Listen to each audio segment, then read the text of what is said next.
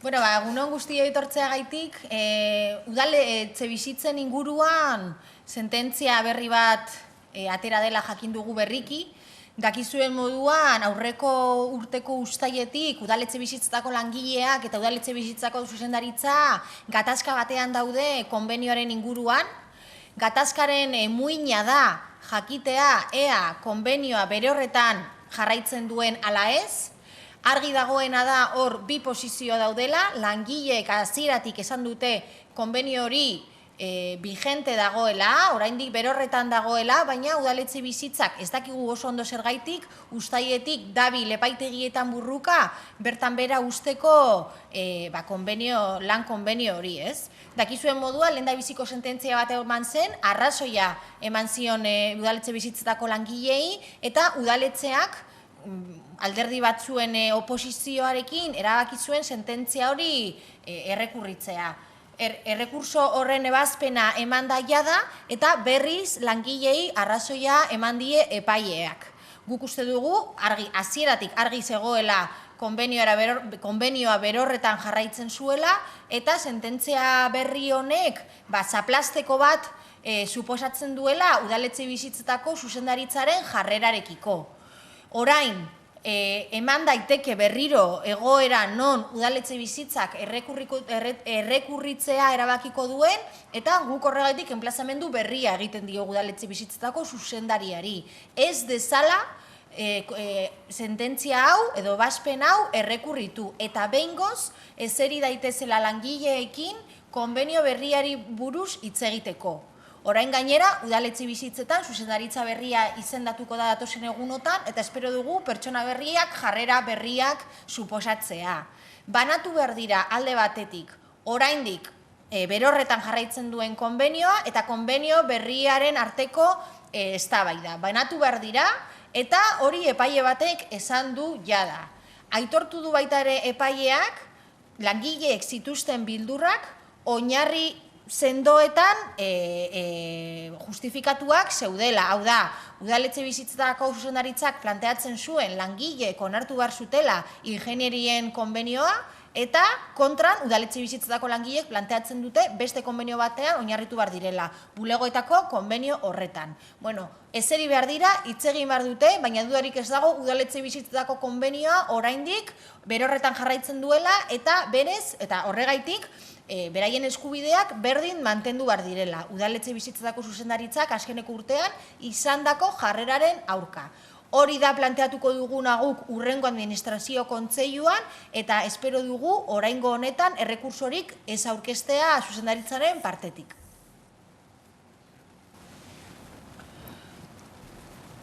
Urte hasieran jakin izan genuen, Bilboko udalak azpikontratutako hainbat enpresek ez zituztela euren langileak edo langileen soldatak ordaintzen, ez da hainbat lan eskubideak errespetatzen.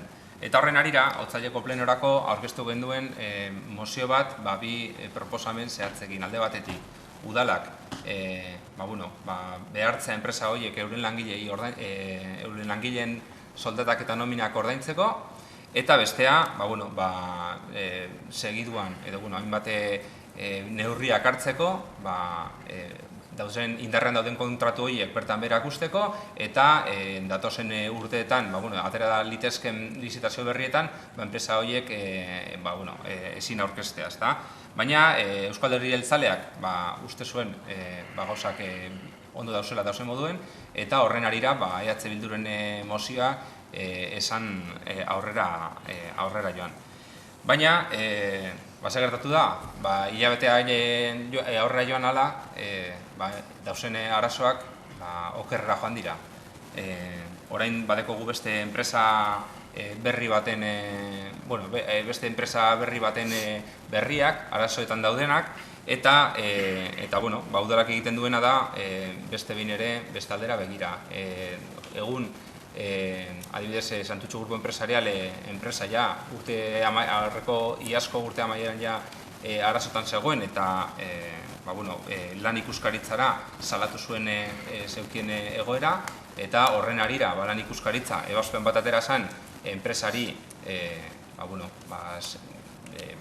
bingoz ordaintzeko zituzten langilearekiko zorrak, eta ebazpen hori betetzeko epea agortu daia da, eta enpresa horrek ez die langilei ordaindu. Mundi Bilbao Mensajerosekin antzekoa gertatzen da, baita ere lan ikuskaritzan salatuta dagoela, eta guk uste dugu egoerak okerrera dijoazten einean, baita ere enpresa hauek prestatzen dituzten edo egiten dituzten lan publiko hauek ere bere kalteak pairatzen ari direla. Kasu honetan, Santutxu Gurro enpresaren enpresak egiten dituen Bilboko eskoletan erreparazio lanak eta hainbat konponketak ezin dira aurrera eraman, enpresa honek ez dituztelako lanetarako behar dituen baliabideak eta piezak beragan hartzen, porque hainbat zorra dituzte hainbat dendetan, eta horregatik ez dituzte erreposte horiek lortzen. Badagoela kasu bat, nahiko harrigarria dena, da Deusteko ikastolarena, hainbat hilabete egon behar zelako itzaroten iturgintzalan bateri, eta azkenean eurek protestaka hasi arte ezin izan zuten behar zen lan hori erreparatu. Uste dugu otsaileko plenoan, Ibon Areso gaur egun alkatea dena, bere momentuan esan zuen, lan ikuskaritzatik edo epaiketa baten sententzia egon arte, Bilboko Udalak ezin zuen inolako neurririk hartu. Ja badekogu lan ikuskaritzaren ebazpen bat, eta horren harira eskatuko dotzeguna da, behingoz esandakoa bete ditzatela, eta neurri zehatzak hartu ditzaten, hau berriro gerta ez dadin. Eta ez egun indarrean dauden kontratuetan, baizik eta etorkizunean egingo diren kontratu berrietan. Horregatik, Ibon Areso alkataren agerraldi bat eskatuko dugu, eurek azaldu deien, zer egingo dute hemendiko aurrera.